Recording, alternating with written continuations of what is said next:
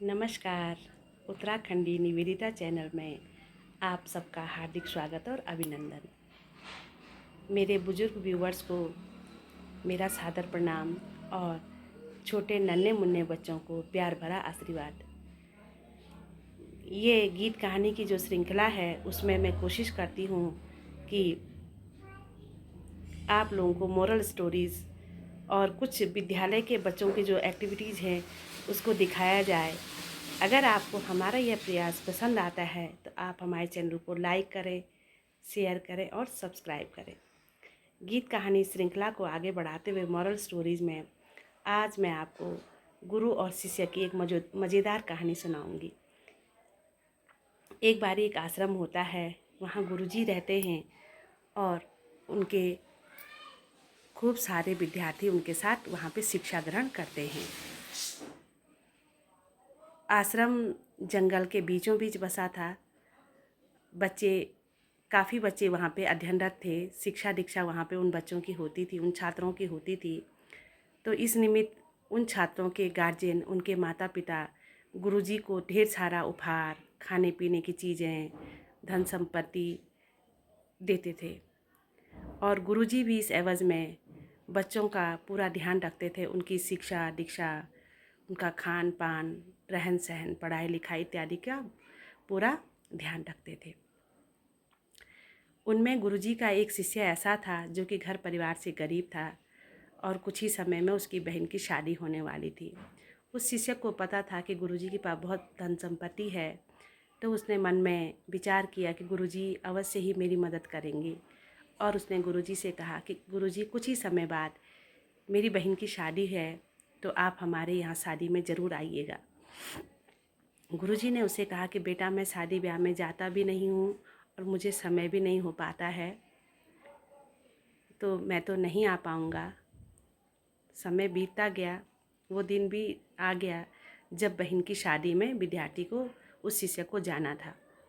शिष्य ने गुरुजी से शादी में जाने के लिए अनुमति मांगी और आग्रह किया कि गुरुजी आप भी चलिए, मेरी बहन की शादी है। गुरुजी ने वही बात दोबारा दोहराई कि बेटा, मैं शादी ब्याह में नहीं जाता हूँ और मुझे समय भी नहीं होता है, सारे आश्रम की जिम्मेदारी मुझ पे है, तो मुझे बिल्कुल भी समय नहीं हो पाता है। इसलिए आप अपनी बहन की शादी में जाइए और सभी कार्यों को बहुत अच्छी तरह से संपन्न कीजिए। जाते समय गुरुजी ने शिष्य के साथ 2 और अपने शिष्य भी भेजे और उनसे कहा कि इसकी भरपूर मदद करना, शादी ब्याह के सारे कार्यों में इसकी आप भरपूर मदद कीजिएगा। इसलिए आपको भी मैं शादी में जाने की अनुमति देता हूँ और साथ में 5 अनार के दाने अपने शिष्य को दिए कि ये आप मेरी तरफ से भेंट स्वरूप स्वीकार कीजिए। शिष्य को हंसना भी आया, उसने गुरुजी को मन ही मन कोसा भी और वह चल दिया। आश्रम से कुछ ही दूर जब शिष्य पहुंचा तो उसने अपने बाकी 2 मित्रों से कहा कि देखा, गुरुजी के पास सब कुछ है, लेकिन उन्होंने हमें दिया भी तो क्या दिया, 5 अनार के दाने। और वो इस तरह से बातें करते करते चले ही जा रहे थे। वो किसी गांव में पहुँचे। वहाँ पे कोई सिपाही घोषणा कर रहा था कि यदि किसी के पास अनार हों तो वह अनार हमें दीजिए। वह बता रहा था कि हमें अनार की ज़रूरत है, अगर किसी के पास अनार हो तो वह अनार हमें दीजिए। इस शिष्य को बड़ा आश्चर्य हुआ कि इनको अनार क्यों चाहिए। इन्होंने पूछा उस सिपाही से कि ये अनार आप लोगों को अनार क्यों चाहिए कह के। तो सिपाही ने बताया कि हमारे महाराज की बेटी का स्वास्थ्य खराब है और वैद्य ने उन्हें कहा है कि अगर वह जो दवाई है अनार के रस के साथ लेंगी तो उनको जल्द ही स्वास्थ्य लाभ होगा। सिपाही ने यह बात शिष्यों को बताई। तो अब शिष्य क्या करते, उनके पास अनार तो थे, उन्होंने कह दिया कि ये लीजिए, ये अनार हैं। सिपाही ने कहा कि आप चलिए, हमारे राजा ने यह घोषणा की है कि जिसके पास हमें अनार मिलेगा, जो हमें अनार देगा, हम उसको इनाम देंगे। तो शिष्य सिपाही के साथ चल देते हैं। अनार का रस निकाला जाता है। राजा की पुत्री यानी कि राजकुमारी को अनार के रस के साथ दवाइयाँ दी जाती हैं और उसको शीघ्र ही स्वास्थ्य लाभ होता है। राजा बहुत खुश होता है और राजा इन तीनों विद्यार्थियों को, इन तीनों शिष्यों को खूब सारा इनाम देता है।